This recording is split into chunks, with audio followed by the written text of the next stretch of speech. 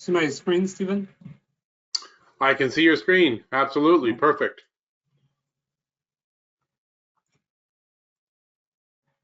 Hi, Harry.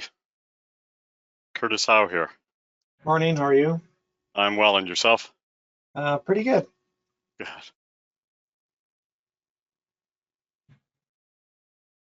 Stephen, Curtis Howe speaking here. I'm told you're going to be managing the slide display. Is that right? Actually, I think Michelle's going to be running it. I'll be monitoring the chat, but do you need something? Yeah. Okay. Thank you. Thanks. Do you have some slides you want to show? Well, I'm told that we have a few after Michelle's presentation. Yes, you do actually. And what I'm going to do is just let me know when you want me change, and I'll follow your lead. Thank you, Michelle. I appreciate that. Harry's going to be presenting with me, so I'll call out the slide numbers that we need. We're going to skip quite a few of them to compress the time here.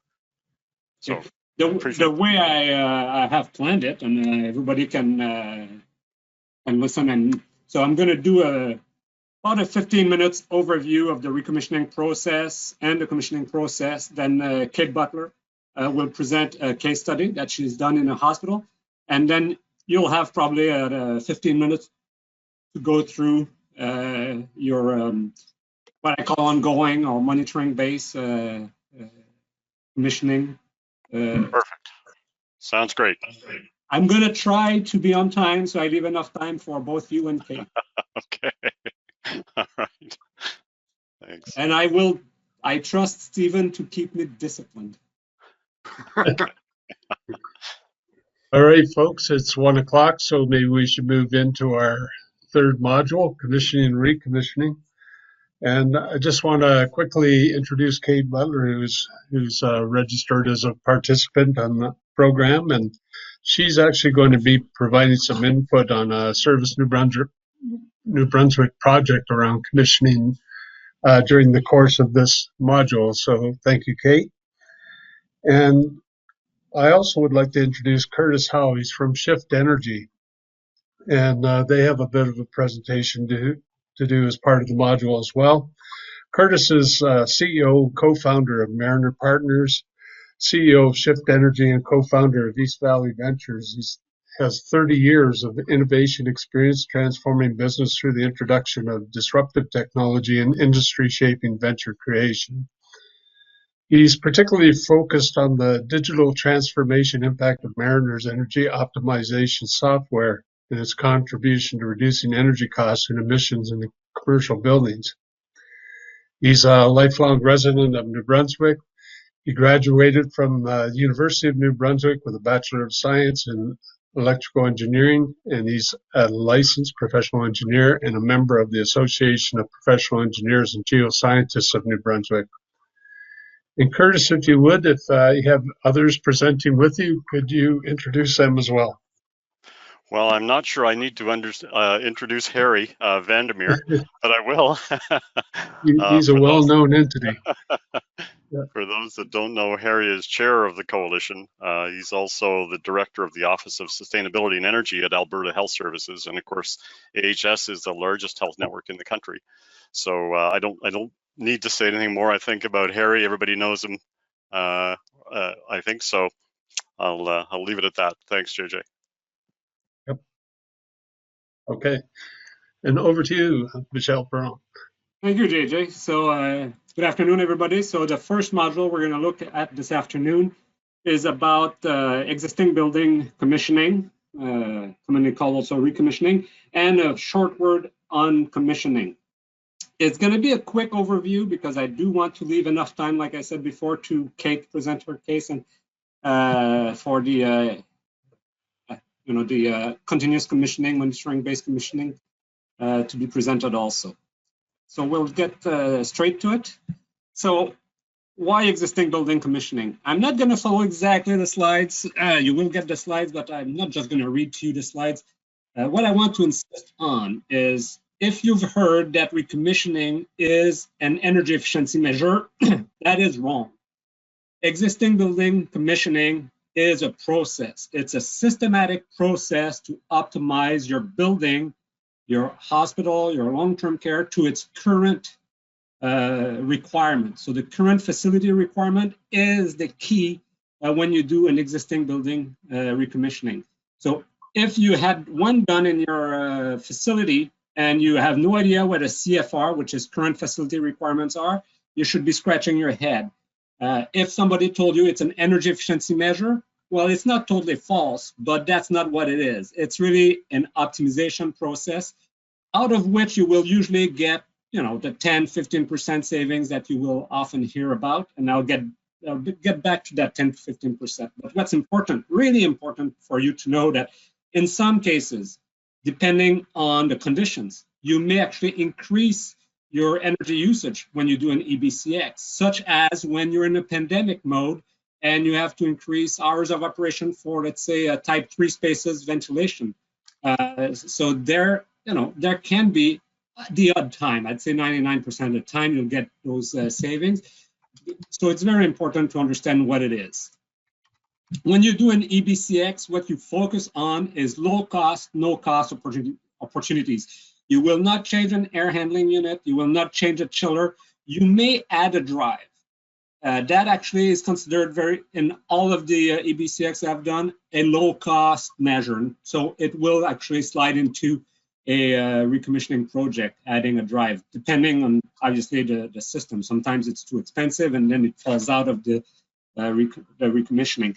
The other thing you may hear, and I want to, you know, make sure everybody knows that's not right.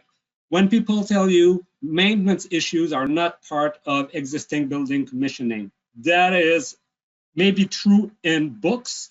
It is not true in practice.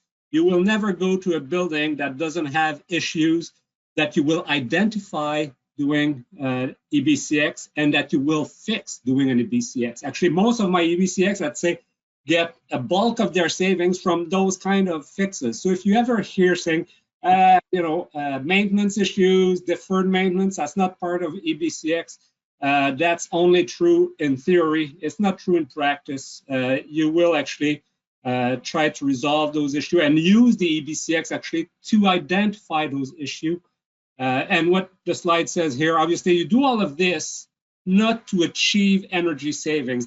That's the other thing you have to be very aware of. You do an EBCX to achieve the CFR, the current facility requirements, in the most optimal way. So you want to provide the best environment of care, the best environment for the occupants. Energy savings will be derived from that. If you put energy savings as the top priority of an EBCX, that would be typically a mistake, because then you may, create issues, indoor condition issues that would actually then, on the long term, negate the savings you would get. So always keep in mind you have your objectives in an EBCX, and the first objective is almost always improve conditions for the people that are in the facility. It is not to save energy. Energy will be saved as a result of optimizing the systems. So EBCX, when you do EBCX, you usually get a 1 to 3 year payback with 10 to 15% savings, like I said. One thing that's not shown on the slide is that those savings, if you do a quick calc for your facility, don't use your total cost and put 15% of that as your savings, because you don't save as much for gas, if it's a gas heated facility, as you do on electricity. If you want a rule of thumb, a conservative rule of thumb, on electricity for a hospital, I would use 5%.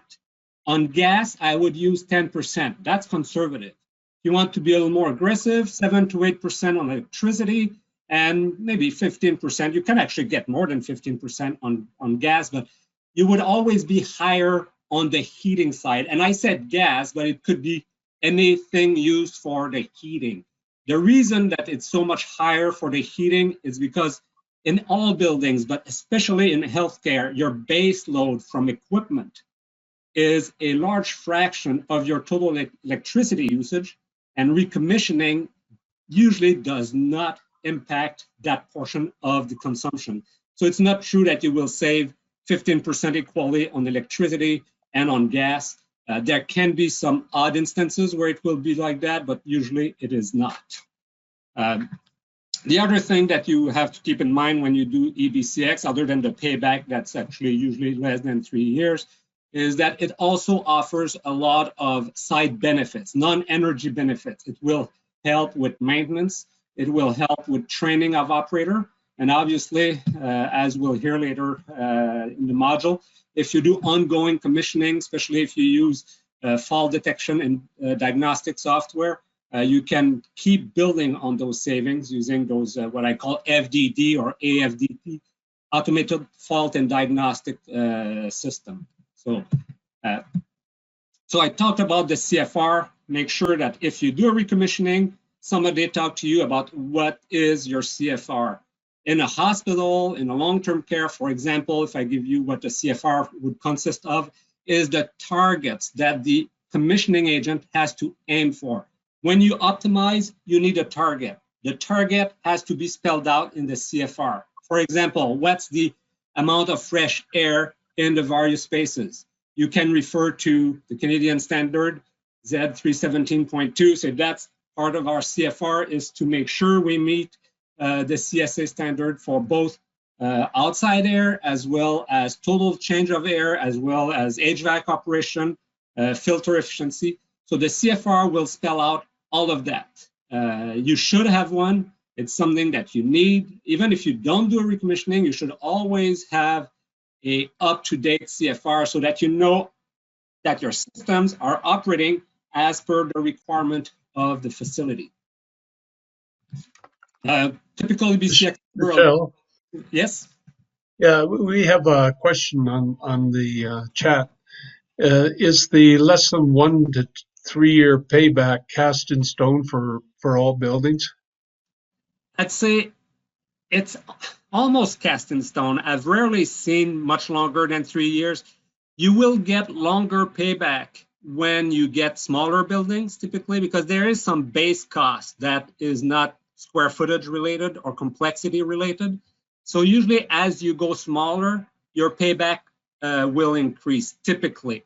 Hospitals are actually excellent recommissioning candidate because a good building for recommissioning is a building that's complex. You go in a building that has 2 air units or just 2 rooftop units, you know, there's just so much you can do. You get to a hospital, even a long-term care, you have more systems, more complex. You usually have central plant, chillers, multiple HVAC. So you will get probably less than 2 year payback because it's usually larger buildings. So the base cost is split over a larger square footage. One thing I've seen, Chris, one thing I've seen before, Michelle, is where people, where the capital things creep into it in the implementation, people want to sneak some capital items in, and that, you know, typically in your EBCX, you're going to have far higher costs in the investigation than you are in the implementation. But when you start to push capital items in or bigger expense items, that's going to push the payback up. But that's really not EBCX. Yeah, exactly. As you start trying to implement, some people will use the EBCX as a means to implement some capital measure that will sink the payback. Otherwise, you're right. It will stay between, and I say less than 3 years, less than 1 year to about 3 years. So there's a few of those EBCX measures. The other thing I want to emphasize, and it's not shown here, and it's not in the slides, but when you do an existing building commissioning, there are boots on the ground. Those are projects that are not just the controls company sitting in front of their computer and changing a few set points.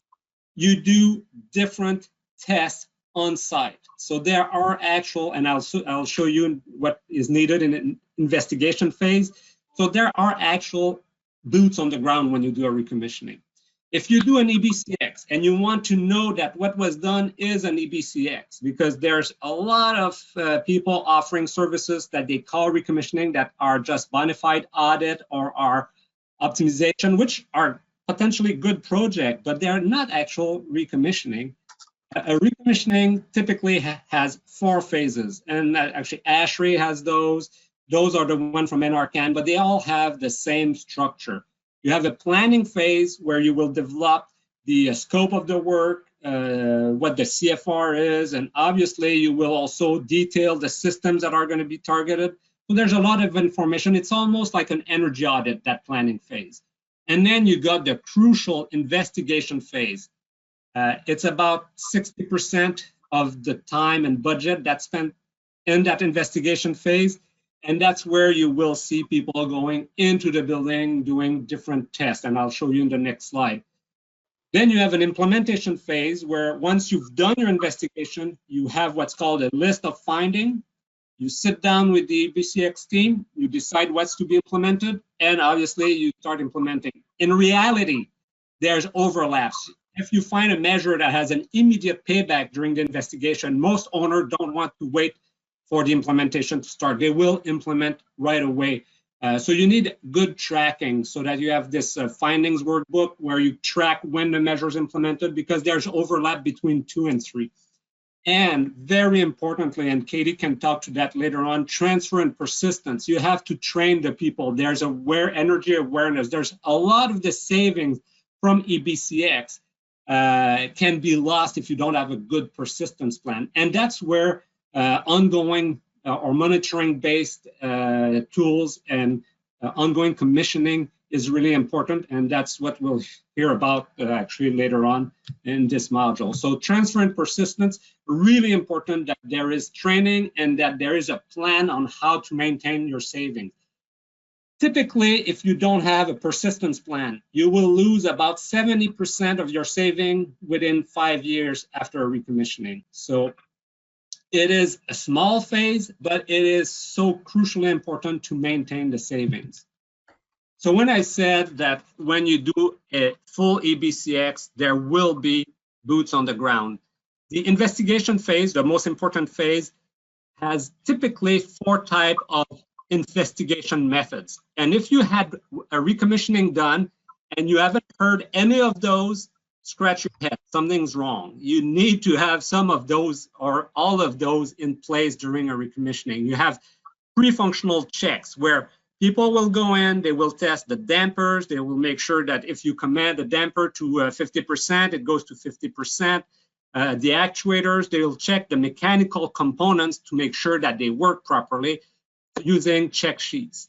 Then you will put in place monitoring plans to make sure your economizer is working properly, your reset are working properly. So you do that through monitoring plans on the BAS. You will then do functional tests for some of the larger, more critical systems where you will put them through their paces, making sure that you fake a temperature change, it will actually behave as it's supposed to behave. You can do pump tests. Tomorrow, I was going to say tomorrow, the next session we'll talk about pumps, but you can do pump tests to make sure you're not over pumping. And obviously what I call field observation is that you will have the commissioning team go into the building, observe that the systems are in proper condition, that everything's working properly. So this is the 4 methods of investigation you should see when an EBCX is done. Now, what should you get if you do an EBCX? And that's very important. What should you ask your provider? Well, you should get a plan. Like I said, very similar to an audit report. You should have an investigation report with, at its heart, and it could almost be the only thing you have as a deliverable for that second phase, is the findings list. You have to have a findings list from which you're going to pick the measures you want to implement. And then once implementation is completed, you've got the implementation report, plan and report that confirms that the measures were implemented properly, they were commissioned, everything's working fine. And then you have, most importantly, your persistence plan, which can, if you have a real full-fledged recommissioning, include the installation of a ongoing monitoring system. So the typical cost, we talked about the payback. The typical cost is between 10 cents per square foot to about $1 per square foot. Dollar per square foot would be really that full-fledged approach where you would end up probably with a fall detection and diagnostic system installed, so you can have this ongoing commissioning to not only maintain but increase your savings over time. In the healthcare sector, often it will be between the 20 cents to 50 cents range. If you're, somebody comes to you and say, I'm going to do a recommissioning for 10 cents. Well, you will get a targeted recommissioning, or you'll get something else than a recommissioning. It's almost impossible to do in the healthcare sector for less than 20 cents. There is some really, really low prices that I've seen go around, and it's usually because they don't actually do the investigation methods and the 4 phases. They just don't do that. So cost will be a good indicator of what you're going to get. BC Hydro, they have a program, and the average for hospitals in the BC Hydro program is actually very low at 26 cents per square foot. And their average cost for long-term care is 40 cents, which in my view makes a little more sense. I would tend to think that hospital would typically be in the 30 to 35 cents per square foot. And there may be incentives in some jurisdictions. Yeah, in some jurisdictions there is incentive. There was one in Quebec. Actually, there's still one in Quebec, but it's not for electricity. Hydro-Quebec pulled out of it. There was some in BC. Toronto Hydro has a recommissioning program, but it really targets chiller plants. So you can use it if most hospitals have a chiller plant, so you could use it. But it's really dedicated, even though they call it existing building commissioning, is for chiller plant recommissioning. But there is here and there a few programs. I will actually kind of skip the helpful hints here so I can leave time for my colleagues here. What I really want to tell you about the helpful hints, if you want an EBCX done, make sure that what you get is an actual EBCX. If you say I don't have the budget, you can make a limited scope EBCX, but at least you will follow the structured approach. You'll have your CFR, your plan. You will follow the 4 phases. They will do the investigation as they should, but it could be for just one wing of the hospital or subsystems. But it's the way to go rather than try to do a whole thing on the cheap side and basically not really doing a recommissioning, just doing what I call troubleshooting and ending up not too long after the project is done, exactly where you're starting. Last 2 slides on building commissioning. Even though the names are very similar, and you'll see there's 4 phases, sometimes we say 5, but there's phases that are very similar. The actual process is very different. Somebody tells you, hey, I've done a lot of building commissioning, I will be very good at doing recommissioning. That's not necessarily the case, because one is an investigation process in an existing building where you have to find the flaws, you have to find the faults, if I can say. The other one is a quality insurance process. When you do a new building commissioning, you want to start from the get-go, get the design objectives, review the design, review the shop drawings, and then have the checklist when it's built. So this is all a quality insurance process.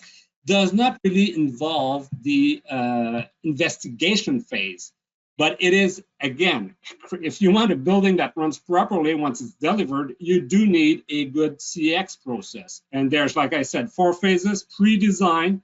So you don't want to skip that. You want to make sure that what is being designed meets the objective of the project, the CFR. You have design review, then during construction, you have verification. You will do some functional tests. That's one similarity with recommissioning. And then the follow-up, startup and occupancy. So that's the commissioning process. The unfortunate thing about commissioning is often it's done in-house.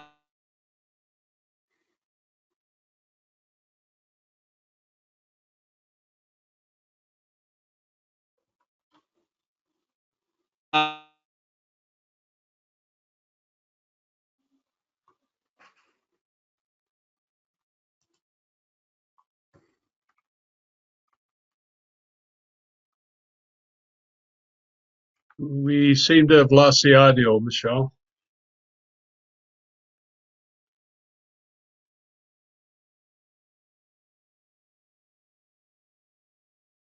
Yeah.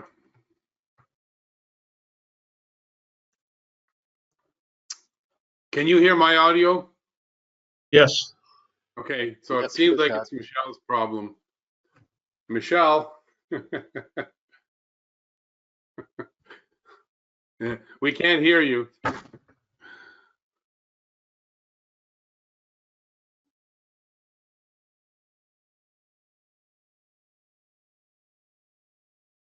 No. So if you want to work on that, Michelle, we're almost to the point where we would do this case study. Maybe JJ, can you Yeah. step in? Yeah. We want to introduce Kate Butler. And Kate, I'm sure you're familiar with these slides because you'd submitted them. So I did. I just wonder if you want to go over your project for everybody quickly. And Yeah, for sure, for sure. Thank So you. to put it into context for you, this is an acute care hospital. It's about 230 square feet, 70 beds, 3 levels. It was constructed in 2006 and was new construction lead silver. So that's kind of just putting, I guess, the landscape on it, and I guess putting to bed some thoughts that you don't need to recommission newer buildings. So I will frame this against what Michelle's advice was.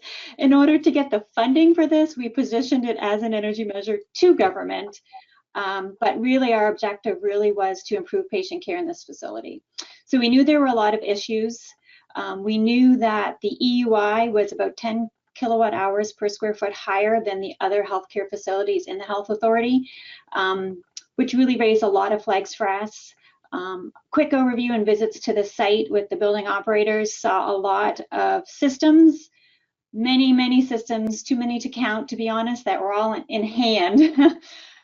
So that was kind of a red flag for us, along with that energy EUI that actually moved us forward to do an ASHRAE level 2 audit. And the recommendations out of that, the most important one was to perform recommissioning. So we positioned it to government as an energy savings measure, but also realized there were some issues, maintenance issues, as well as operational issues that were giving that site a really hard time to maintain thermal comfort levels, cooling, and humidity. So that's how we move forward with that.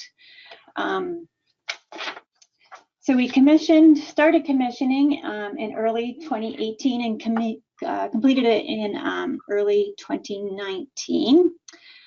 We did go through a heavy planning and investigation phase with a third party. A commissioning consultant walked us through all of that and led us through. And we divided everything into 10 milestones. After each milestone by the vendor. Excuse me, Kate. Yeah. Stephen, we've lost the slides. Yeah, Michelle is just restarting, so he will. Okay, all right. Okay. Sorry, Kate. That's okay, no problem. I'll talk for a bit and hopefully the graphic ones come up. So when we went through each milestone, we had in place some checks and balances, and some of this is what Michelle touched on. So the commissioning vendor, or our BMS vendor, I was actually leading the actual feet on the ground piece, completing the checklists, the documentation, and then we had the commissioning consultant come in after every milestone and check 20% of the work to confirm that what they had on paper actually matched what the current situation was, and that they had a place for resolving any issues. And I can tell you the first 4 milestones, they failed miserably and had to go back and redo all the work. So that was a really huge learning curve for us on that piece. And even for that vendor, that a lot of the times people think commissioning is just sitting in front of a computer screen and testing the operations of your system. And I think what Michelle referred to as, people with the feet on the ground, yes, we need someone in front of the BMS, but we also need someone in the penthouse to make sure that when we say close the damper closes, that type of thing. So we did push through that. It took a lot longer than we anticipated, mainly because, like I said, the vendor had to do the first 4 milestones over. Some of the other things that we looked at, as Michelle mentioned, we did spend a lot on maintenance issues. So about 15% of the budget was on maintenance issues. And I should say, I guess, too, that the cost, here in New Brunswick was higher than, and I think I've mentioned this to Stephen and Michelle before, than what you've seen across other parts of the country. We did spend over $1 per square foot, but we still came in under a 3-year return on investment. So some of the things that we looked at was reestablishing schedules. We all know that healthcare facilities are living buildings, and we need to adapt to what the actual situations are inside the building.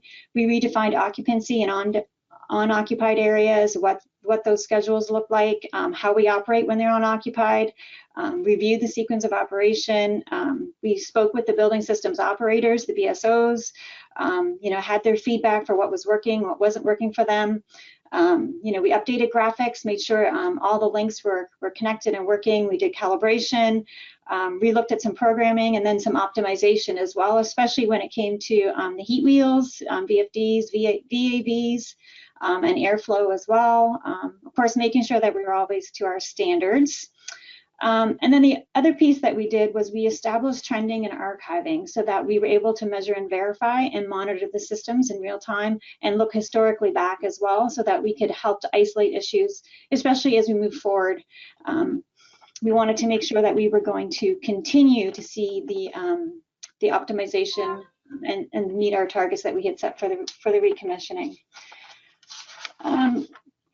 So we were fortunate.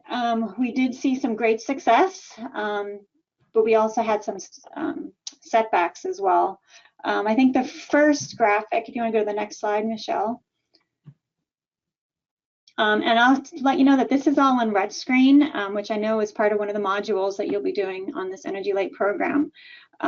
Very valuable graphically, and as well as easy to use once you get those fundamentals that you can validate and verify what you're seeing in your systems. So this is just based on a linear regression weather normalization for the steam at this site. And you can see, I don't know how well you can actually see. I'm having a hard time. But you can see at the beginning of the year, we started the recommissioning, and we started, through the summer months. We saw a reduction in our base load over our baseline year. As we moved through the fall, we started to see other reductions. We were able to optimize and take advantage of some free cooling in some areas. We moved through the winter, we started to see some reductions in steam as well. And then February hit, which is basically when we had completed our recommissioning and thought, great, we're done. And right away, we started to see some slippage, old habits. Even though we had done training, we were still putting off some of that training. So throughout the process, we engaged with the staff. Training always seemed to be like that formal training, always seemed to be at the bottom of the pile of priorities for the operators. And then when we were feeling pretty confident that we were seeing success, we were wrapping up the recommissioning. Building operators again started to respond in the moment to issues and cold calls and putting things back on hand. And that again goes back to really engaging with the staff and helping them realize that, yes, by all means, you need to do what you need to do in the moment, because the last thing we want is uncomfortable patients or high humidity levels or whatever the issue is. But you need to engage so that we can come back and investigate, what actually caused this issue and why are we seeing this, so we can resolve the true issue. Because what happens is, and especially at this hospital here, once you put one thing in hand, there's another hand, and then there's another hand, because the calls just start racking up. It's like a domino effect, and that's really what happened in February. So after a few weeks of noticing that this is going up and not having that really good communication, we came back to the table with the whole team, addressed some of their issues, and prioritized the fact that we needed to have some training and we needed to have some better communication lines open for when the BSOs did have some questions or they did have some issues. And we were able to resolve that quite quickly. As you can see, we were back on track the following month. I think the next slide. For those of you that might be having trouble seeing it, there's between your webcams and the slide, there's a little horizontal bar. You can move that up for if you haven't found it and shrink the webcams. The other thing on the right-hand side, if you hover over, there's some controls where you can magnify the slide, and then you can just drag the slide around to look at different parts of it. So just make it easier to see there. That's great. Thank you, Stephen. I did that. I just did it. Thank you.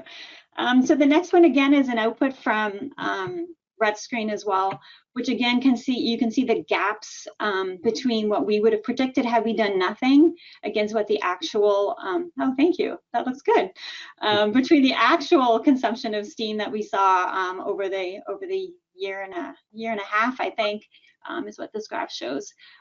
So the green is the actual steam consumption in the site, and you can see that there were a few months. The first one would have been that February 2019, where we almost hit the actual had we done nothing scenario with our actual. Then of course, you know, we're all on it, and you can see that steep slope that comes back down because we're all over it, right? And again, I can't say enough how important that people and the engagement piece is on this. And then you can see as you know, we're starting to creep up again, need to react, included some training that we went back to the table again and said, okay, classroom training is one thing, what else do you need? And so we instigated a training where we would have the commissioning consultant and the BMS vendor on site once a week for half a day, just to answer questions and to sit down and see what's going on, review where we were with any insights that popped up or anything that was put into hand, and then started, I guess, teaching them and engaging them on how to resolve some of these issues. And then, you know, we're tracking along really good, and you can see again to the far right of the graph where actually hit the predicted, and then we were above. This would be the results of COVID-19 through the cold February and March this year. So at this particular hospital, you know, when that panic started to set in, as I'm sure it happened in all of your jurisdictions, that site implemented a couple of extra isolation rooms, but they also took some systems and went 100% fresh air, which had a huge impact on our steam consumption. They have since reverted back, recognizing that they do not need to do the 100% fresh air 24/7. And not to mention that, you know, for the most part in New Brunswick, we didn't have an influx of patients or potential COVID patients inside our hospitals. And it was a huge issue for us at the time.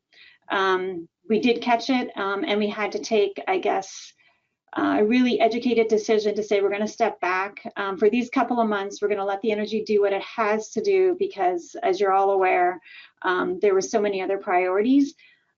That's not to say that we've left it. We have started to engage again and getting the site back on track. And they have had a really good summer, although these are all steam numbers. They've had a really good summer with the optimization of their chiller units and being able to manage their humidity. So with that, is there another slide there with the graphic? There might be another graphic slide, Michelle. Yeah, okay.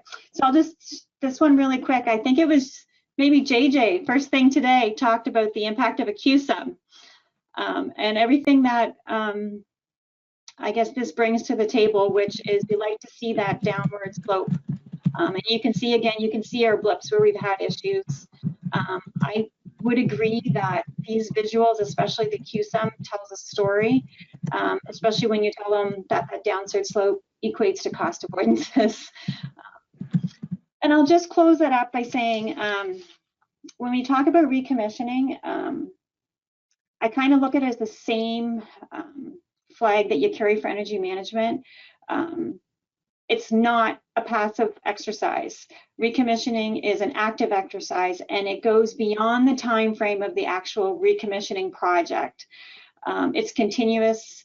It's an always moving target, moving operations, and it's, if you don't keep your eye on it, I think Michelle had a stat that said you're going to lose 70% of your savings in 5 years. I can actually see that just by the results. Even if you look at this Q-sum here, the results after just 1 month of slippage or not having your eye on the ball. So I guess my lessons learned, and continually we learn that ourselves as well, is that the communication piece, the engagement piece, and being involved is so important. Listening to your BSOs and letting them know that they do have resources when they do have issues. You can't underestimate that. You can't underestimate that people piece and that support system. Hey, thanks. That's amazing. Thank you. And I'd like to take credit for the CUSUM comment, but I think that was Stephen that brought that up. Oh, you're all brilliant. Katie Cowan said she likes the idea of the informal training, right? So just that ad hoc, jump in and look at some stuff. I know some municipalities have been doing the same thing, so. Yeah, that was the biggest feedback from the BSOs. They really have a hard time sitting for 8 hours, let alone 4 hours. And you know their phones are going off, alarms are going off, they're getting the calls. But what they wanted to do was real training when they were sitting in front of their screen and they had an issue or a question that someone was there to answer it. And it's really been beneficial to us. We also have another chat question, and maybe between Michelle and Curtis, we will find the answer. Devin from Sioux area is asking, for P3 hospitals, where's the balance between holding the service providers accountable for this work or taking on the cost of a recommissioning ourselves, knowing there is a return on investment, even if the hospital paid for it? Yeah, I kind of privately answered because I was nervous about my answer. Oh yeah. Anybody upset? Usually you don't get a third-party recommissioning agent when there's a service provider. They don't see that with a very good eye. They try to do it themselves. If you do get a third-party provider, a BTX provider in there, they will try to keep close tab on it so that they want to make sure they don't get hurt, but by whatever the third party does. So what I've seen in the past is that they try to incorporate that within their services. Right. Okay, Curtis, over to you.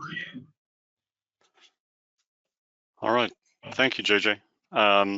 Thanks, Michelle and Kate, for going through the whys and wherefores of EBCX and RCX. So what I wanted to talk very briefly about today, and we've got a presentation that would probably take us more time than we have. So we're going to skip through this and just touch a few of the high spots, and would welcome further discussion with people if they have questions. Okay, so bear with us. We're just going to touch the tops of the waves here. But what we wanted to do is talk a little bit about some of the challenges that Kate and Michelle have already referred to, and then talk about how some new technologies are helping with some of those challenges. Not silver bullets, but making a real difference in some of the challenges of recommissioning. And then Harry Vandermeer is with us, and Harry's agreed to share a bit of a summary of a project that we've done in one of the AHS facilities. And so I'll turn it over to him after I touch on a few slides. So Michelle, if you've got the slides, could you flip me through a couple more until we talk about typical challenges? Thanks, that's great. So look, I think most of these have been talked about, and Kate and Michelle both talked about a number of these already, that, recommissioning is such a good thing to do. Why don't we do more of it more often? And, there are good solid reasons. So it's not easy necessarily to find the things that are not working properly in the building and to resolve them. Some of those things get forgotten in time.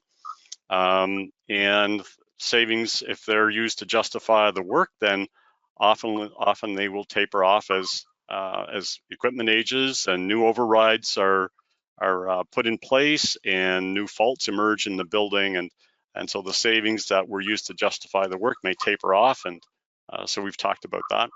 And countering that, there is extra cost and extra effort to counter that loss of financial benefit over time or performance value over time, because it's not just about the money. I think Michelle said this very well. It's about getting the building to perform well, making it comfortable for the people in the building, and reducing loads and run times on equipment, et cetera. So one other thing that I wanted to highlight here is that we see recommissioning analyses, some very well done recommissioning analyses, but sometimes they generate recommendations that are very difficult or practically impossible to implement within the confines of a building automation system.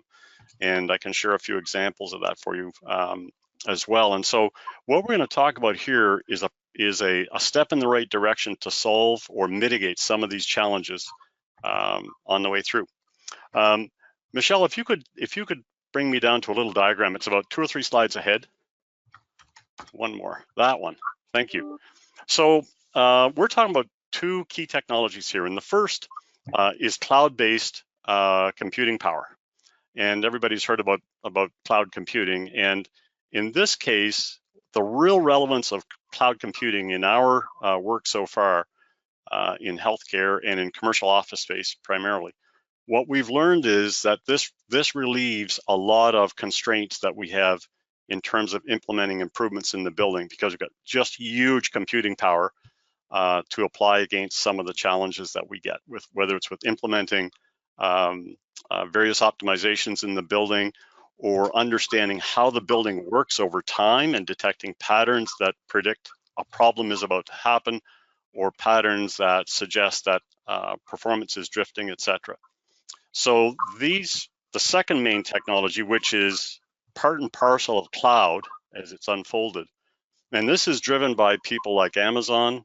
This technology is being driven by Amazon, by Microsoft, Google, and then to a lesser extent, people like Facebook and Apple, obviously. And so you experience this on Apple. You experience this with speech prediction, and the thing will predict the text that you're going to type in, and that's all based on machine learning.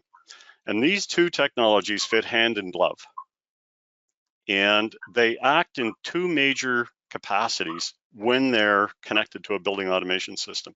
The first is you can think of them, I think of them as a kind of an engine analyzer for a building, but it's hooked up permanently. And it maintains a massive history of the operation and performance of the building. And from that, machine learning, this is one of the two real applications of machine learning that we think is relevant here. The first is that machine learning is superb at finding patterns in enormous volumes of information and data that a human can't handle. It's really good at finding patterns. And once it finds patterns, it can do a second thing, which is make predictions about what's going to happen, because the machine says, oh, I've seen this happen before. The next thing that's going to happen is a fault, a problem with temperature, a problem with energy use, a problem with humidity, etc. So that's one role, is this engine analyzer. And the second is it's like a supercharger for the BAS, because it allows us to do really complex optimizations in a highly standardized, low-cost fashion. And the key thing that it does for us here is it allows us to make optimizations without changing the BAS or without tinkering with the BAS code. So really minimal changes to the building automation system.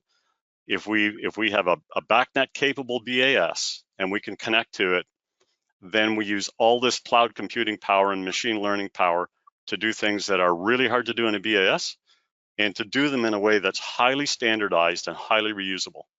So we're getting economies of scale with all of those optimizations across many, many sites and many different clients. So Michelle, if I could skip back 2 slides. We need to go in reverse if this thing has reverse.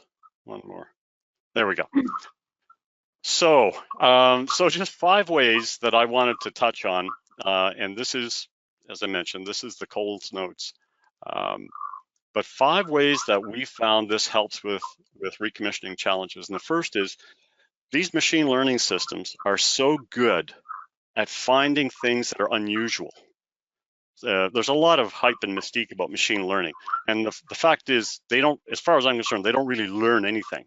But they are very good at finding patterns in information, patterns about the way temperature changes in a building, patterns in the way set points move about, patterns in the way the equipment operates, and then using that to make predictions. And because of that, they're really helpful in finding what I'll call anomalies. So an anomaly could be an equipment fault, a control fault. It could be an override where the equipment just doesn't respond the way the BAS thought it should. They're really good at that, and that massively simplifies the problems of, I got to find these control issues, these equipment faults, and these overrides, and I got to do something with them. So it helps on the front end right there. And typically the first part of our work with clients is we just hook up and we listen. We just let the machine gather data and listen and study the building and study the patterns, and from that produce useful information. The The second way that they help is that they're really good at stabilizing things, because they predict where temperatures are going and they predict what machines are going to do in the building. They avoid overshoot, so they avoid temperatures swinging up and down and the oscillations, that little oscillations that may come with that. And they're really good at stabilizing things because they predict if something's about to go a little bit warmer, a little bit cooler, etc. And they can head that off. Third thing is they require really minimal, so far, in our experience, really minimal changes to BASs once you have a BACnet capability. And so that is really nice because you don't have to muck about with what's already working to make improvements in the building. And then because these machine learning systems and cloud computing systems drive costs out of processes like finding problems and finding faults and then going back, as Kate said, and engaging with the operators, they arm you with the information to do that at a much lower cost than we otherwise could. So they're taking cost out of the effort to sustain savings. They don't eliminate the cost because you still need person to person, human to human, talking these things over and figuring out what's the best way to get back on track. But they take a lot of the detective work out and simplify and cost reduce it. And the last thing is that there is an opportunity to increase savings over time because these machine learning systems get better as they have more data to study. So as they have more history on the building, they are able to observe it through the different seasons and different operating conditions. They build up that history, they get better and better at what they do, and the savings improve. And then finally, because this software is installed on a big cloud computing system, it's easy to add new capability, easier to add new capabilities into the building without going in and changing the BAS. And once you have that capability in one building, it's reusable to another building and another and another, typically with very small changes. Some changes, but very small. And so that makes it economically possible to improve the performance over time. Okay, let me see, where to from here? I'm well into my time, so I think what I'm going to do is I'm going to move ahead and turn it over to Harry to share with you a bit about a project at one of his hospitals, a member of the Alberta Health Services Network. If we could slip one or two slides ahead. I was just going to say, see, this is the 4-phase approach, and that's where you're located, I would assume. Eh? I'm sorry? Says that you're presenting the 4-phase approach, and persistence and improvement is where shift would be, that would be where you're, I'd say, located in a sense. Yeah, we operate, Michelle, in the investigation phase as well when we're trying to figure out. Oh yeah, that's true. Yeah, what that's are the opportunities in here. Obviously, yep. there's a human factor that you don't want to try to replace with that investigation and the planning and what have you. But where the economics get better in our project so far, what's really helpful is that you can sustain the savings as you highlighted, and we've done here with this little color code. Yeah. So thanks for calling that out. Thank you. Harry, I'm going to stop and turn it over to yourself. Okay, thank you. So this is just a picture of our hospital from the front. So you can just turn over to the next slide, please.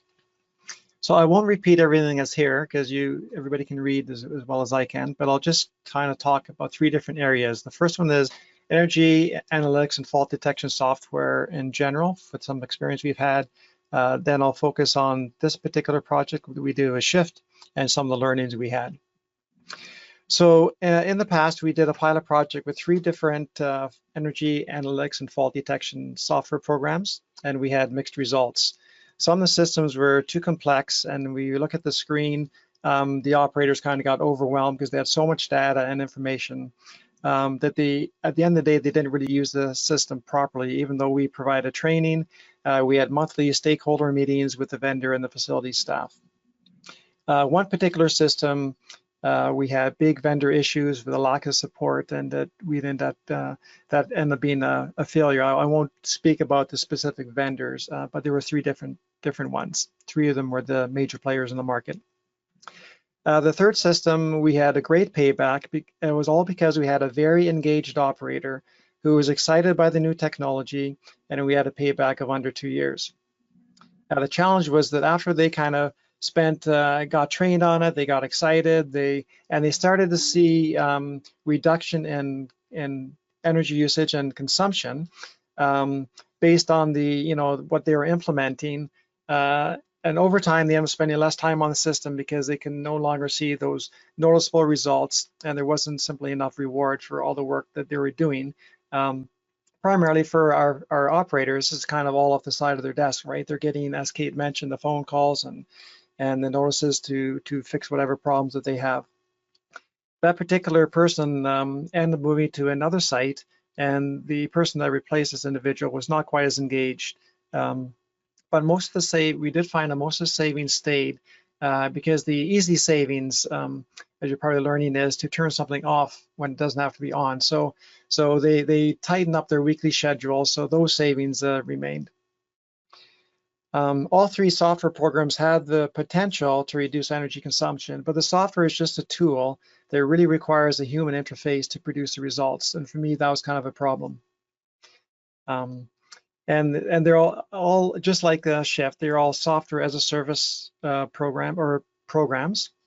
And what happens is the paybacks actually increase over time because every month you have to pay this monthly fee. The incremental savings gets down to very little, but of course the costs are continuing, right? So, and then as soon as you stop paying the license fees, then the black box is kind of disengaged. And so that's kind of our experience with those types of programs. So again, when I found out about the Shift program, what attracted me to it was that I didn't have to depend on that human interface. And so we had initially selected 2 sites for a pilot. Fort Saskatchewan, which we talked about here, was one of them. A fairly new building. And the other one was K Edmonton Clinic in Edmonton. It was about 10 years old. And the K had actually a very aggressive energy management team. And they've been extremely proactive in reducing consumption. And when I first proposed them to be part of this program, they were actually quite insulted because they thought I was checking up on them. And they're actually so good that we're, of course, Alberta Health Services is the entire province. We're divided up in 5 zones. And we tried to initiate recommissioning teams within each of the 5 zones. And this particular site, the K Edmonton Clinic, it's tied into a larger hospital across the street, University of Alberta Hospital. It's our 2nd largest campus in the province. And they had been doing recommissioning for a long time. K Edmonton Clinic had a very low consumption per area. And but I really kind of wanted to see if I could pick a building that I could just tell had opportunity, just looking at the energy intensities per area compared to a building that I would see had very little opportunity. I wanted to see what this software could do in both extremes. And I think it was mentioned previously, one of the things I'm finding is all of our new buildings come to us, the keys get handed over to us, and we've usually got all of the bells and whistles. And so it's a fully digital BMS system. But the problem is, by the time we get the keys handed over to us, the consultants, the design consultants and the contractors, they are kind of long gone. It's really hard to get a balancing report. We're not as involved in the commissioning as we would like to be. And for us at AHS, government builds the buildings, and we are kind of like a client to them. But they're also our funder. So the projects are run by the project manager, and their primary focus really is trying to maintain that budget, right? So, I knew that there would be lots of opportunities from a recommissioning side because, for the most part, the infrastructure is all there. It just has to be optimized. At Fort Saskatchewan, if you actually just go to the next page now, we had verifiable energy savings. And I've got actually a measurement and verification person kind of runs all the numbers and does all the checking. So we could very easily, on our software system we use something called Energy Cap. It's a web-based provincial utility management data system to manage our utilities. And you could easily see from when the time they kind of basically hit the button, where you can see the reduction in consumption. So it's very easy to verify these numbers. KM and Climac had a slight reduction in energy consumption, and it wasn't really possible to say there was a result of the shift software or something else going on in the building. So, but that was kind of what I was a little bit expecting. I didn't really see much opportunity there in the first place because we had such an aggressive energy management team. One of the other things is that because that is a large campus, we have, I think there's 3 or 4 what we call HVAC techs. So these are people that are hands-on in the building management systems at all times. For Saskatchewan, it's a smaller site, and they have an HVAC tech who is responsible for multiple buildings. So they're on that. I think they got about 3 or 4 buildings they have to do. So because they're kind of moving around all the time, they did not have so much of an opportunity to do some recommissioning. And for the most part, you know, the primary job of our facility staff, in their eyes anyway, is to maintain that building. And I'd say what we're really good at is responding to the needs of our clients. You know, you get the hot or cold call, and people come in and right away, and they're not so worried about the energy. So just for our learnings, I would say that this is really suitable for a building that is already 100% digital, because that's where you're going to really get your savings from. We were very challenged working with our IT department to get the system operational. It's probably because we're a large organization, but IT was a challenge to work with. There was lots of facilities involvement on the front end, so Shift worked really well with our building operators. At the end of the day, the building operators got to know their building better because of the questions that Shift was asking. And again, this is a software as a solution system that requires ongoing payments. So it's really, and it can be structured to be cash flow positive, but it's really ideal where the emissions reduction is kind of the primary mandate. And for me, this is a tool. Sorry, go ahead. Oh, sorry, I was just going to remind everybody of our time restrictions. So. Okay, and so for me, this is one tool in the toolbox. It might not be applicable to every building, but for us, we saw this as a positive experience. And that's kind of all I had to say. Great. Okay, so thank you to Kate and Curtis and to Harry, and to keep ourselves somewhat on schedule, we should move on to module 4 for today. And Michelle's getting set up there. I know he's had a bit of audio problems, but I think he's joined us back now. So okay. There's a lot of good chat going on. There's some people that need to connect on things. I know there's some talk about Copper Tree in there as well. So I encourage everybody to take advantage of each other and and the resources that may be out there. Kate, thank you very much for reinforcing the QSUM and the great savings, and also for Saskatchewan, those are amazing results. So I think you've inspired a lot of people of those. Thank you. Absolutely. Okay, I'm back on. Can you hear me properly this time, Stephen? And JJ? Yeah, we can hear you. Good. Okay, so hopefully my phone is not gonna give up on me. I don't think it's fully charged, so it should be okay. All right. All right. Yeah. So let me just introduce our subject matter expert for the next 2 modules. We have Jeff Weir with us from Train. And for over 35 years, Jeff's been involved in buildings and their energy use and system renewal, and has served customers in almost every region of Canada. He's worked with all levels of government and all major vertical markets in developing and delivering comprehensive energy and GHG retrofits, I should say. He's received several awards for his work. He's a certified engineering technologist and a certified energy manager. Represents his employers on international trade missions on the board of the Energy Services Association of Canada, and he's currently a senior business advisor at Train. He's also a member of AEE and OSET, and he's been a part of CHESS Ontario leadership team since 2011 as a member of the Canadian College of Healthcare Leaders. And, oh, by the way, he plays in a band. And if Jeff, if you have others with you, then if you want to introduce them, please do. Yeah, hi, thanks, JJ. I have, well, I think we've got 2 workshops that we're part of, and the person that will be providing insight into personal experience on the job sites will be Matthew Sharp. Matt is a colleague of mine, works very closely with me, leads the development of our what Train calls our more comprehensive or complex projects. So, we provide services and equipment to customers. We also do a lot of install and retrofit work, and it's Matt's responsibility to lead a team to assess that and kind of put that together, and so that our contracting people can fulfill that. So he comes to the table with a tremendous amount of experience, some of it directly in the healthcare marketplace, where he was once employed at a large Toronto-based hospital. So he'll be speaking to some of his things that he's encountered with HVAC optimization. Do you want me to talk about David, or you want to save that for later?